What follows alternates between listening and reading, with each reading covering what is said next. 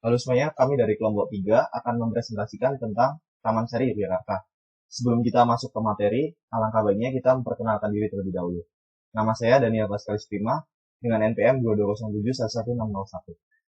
Nama saya Peter Leviano dengan NPM 2207 11653. Saya Selina Avelia dengan NPM 2207 11604. Tempat. Nama tempatnya itu Kampung Wisata Taman Sari Yogyakarta. Taman Sari Yogyakarta berlokasi di Jalan Tamanan, Patehan, Kecamatan Kraton, Kota Yogyakarta, Daerah Istimewa Yogyakarta. Kira-kira sekitar 25 menit dari Kampus 3 Atmajaya Yogyakarta. Informasi. Taman Sari Yogyakarta ini dibangun pada masa pemerintahan Sultan Hamengkubuwono yang pertama pada tahun 1758 sampai 1765. Taman Sari ini memiliki julukan sebagai The Fragrant Garden. Taman ini sendiri memiliki luas 10 hektar, mulai dibuka pada pukul 9 pagi sampai jam 3 sore. Untuk harga tiket masuk Taman Sari, untuk wisatawan lokal itu Rp5.000 dan untuk wisatawan asing Rp15.000. Kenapa sih Taman Sari disebut juga sebagai The Fragrant Garden? Taman Sari disebut sebagai The Fragrant Garden karena fragrant berarti harum, dan karena Taman Sari dulunya adalah Taman Istana Keraton dan berisi bunga-bunga yang harum. Karena itulah Taman Sari disebut juga sebagai The Fragrant Garden. Sejarah atau fungsi awal pembangunan Taman Sari. Taman Sari Yogyakarta dibangun mulai tahun 1758 dan selesai pada tahun 1765. Fungsi awalnya itu sebagai tempat pemandian raja, tempat rekreasi dan peristirahatan bagi Sultan, Hamengkubuwono pertama, permaisuri, anak-anak, dan kerabatnya, dan juga sebagai benteng pertahanan Keraton Yogyakarta dari musuh.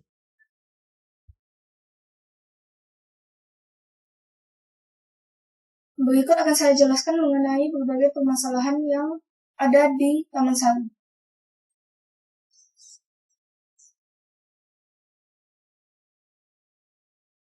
Yang pertama, selama pandemi, pengunjung Taman Sari menjadi berkurang. Sebabnya yaitu karena wisata Taman Sari ditutup selama beberapa bulan.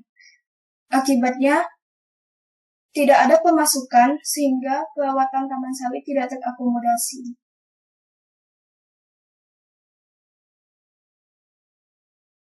Kemudian wilayah parkir yang sangat tidak teratur dan sempit. Solusinya kami akan memperluas lahan parkir dan memberikan garis bantu parkir. Lalu, pengunjung melempar koin ke dalam kolam sebagai wujud permohonan. Solusi yang akan kami berikan yaitu dengan memberikan tanda-tanda untuk tidak melempar koin di area kolam. Arah penunjuk jalan sangat sedikit dan tidak jelas.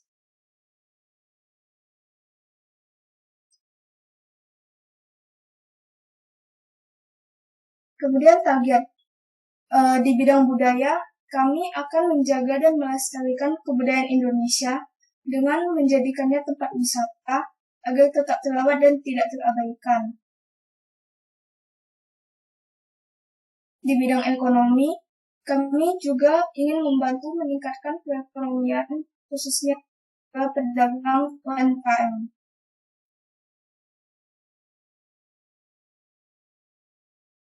Dan potensi yang bisa dikembangkan oleh kami ada beberapa. Yang pertama yaitu adalah menyediakan QR Code pada loket penjualan tiket. Nah, jadi konsep QR Code ini akan bisa di-scan oleh pengunjung-pengunjung yang akan datang ke Taman Sari sebelum mereka masuk ke dalam kawasan atau wilayah Taman Sari itu sendiri. Nah, saat mereka men-scan QR Code tersebut, maka mereka akan ditujukan ke dalam website resmi Taman Sari Yogyakarta, di mana pengunjung mampu melihat deskripsi setiap struktur bangunan secara lengkap beserta sejarahnya.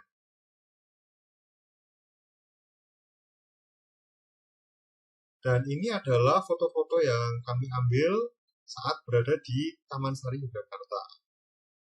Ini adalah pintu masuk bagian depan dari Taman Sari.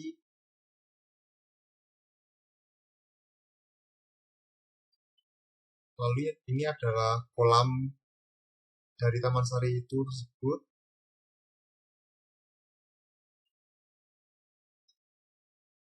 Ini kolam juga. Dan ini adalah jalan bawah tanah yang ada di Taman Sari Yogyakarta yang biasa digunakan untuk melarikan diri saat ada musuh atau keadaan yang berbahaya pada zaman dahulu.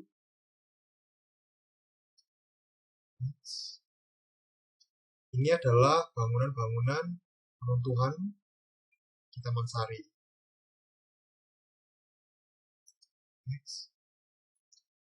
Nah, ini adalah denah wilayah dari Taman Sari, lalu ada keruntuhan dan lain-lainnya. Nah, untuk ide dari potensi yang bisa dikembangkan, tentunya adalah kita memiliki rencana untuk merubah Taman Sari sehingga dapat menjadi Taman Sari seperti yang dahulu. Next, kami akan menunjukkan rencana dari perubahan.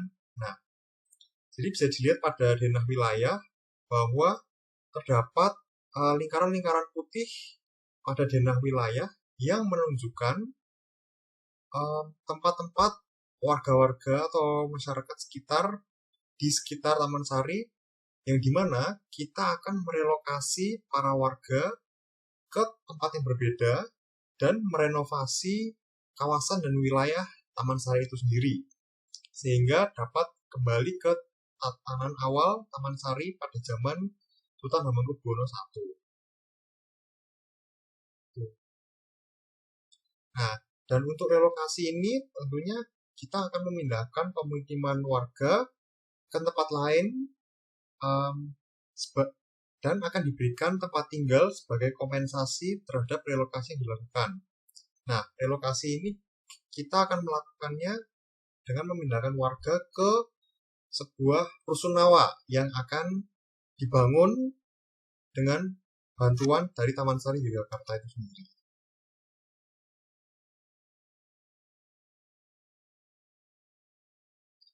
Nah, tentunya kami juga sudah menemukan tempat yang cocok untuk dibangun rusunawa bagi warga-warga yang akan direlokasi dari Taman Sari Yogyakarta, yaitu ada di Jalan Mulyosari Godian, Grogol, di daerah Yogyakarta, dekat dengan Taman Sari, dengan luas tanah 1.375 meter persegi. Dan ini tentu saja pasti cocok untuk dibangun rusunawa bagi warga-warga.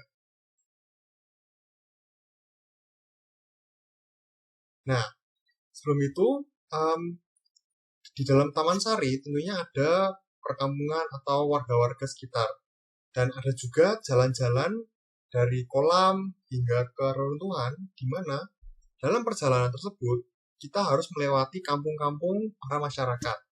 Dan saat kita menelusuri jalan-jalanan di kampung itu, kita pasti akan menemukan UMKM oleh para warga, seperti harga yang menjual souvenir, menjual makanan minuman, ataupun jasa pembelajaran menggambar batik.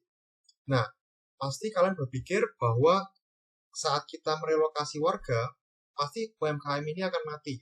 Tapi untuk kami tidak, karena kami tetap akan menyediakan tempat yang akan dikhususkan untuk UMKM ini agar warga-warga di sekitar tetap mendapatkan pendapatan mereka yang seharusnya dengan baik dan tidak terganggu sama sekali. Dan begitulah potensi-potensi dan ide dari kami untuk bisa mengembangkan Taman Sari Yogyakarta dengan baik dan juga memperluas wisata budaya di Indonesia. Baik, sekian presentasi atau video dari kami. kasih guys. Jangan lupa like dan subscribe.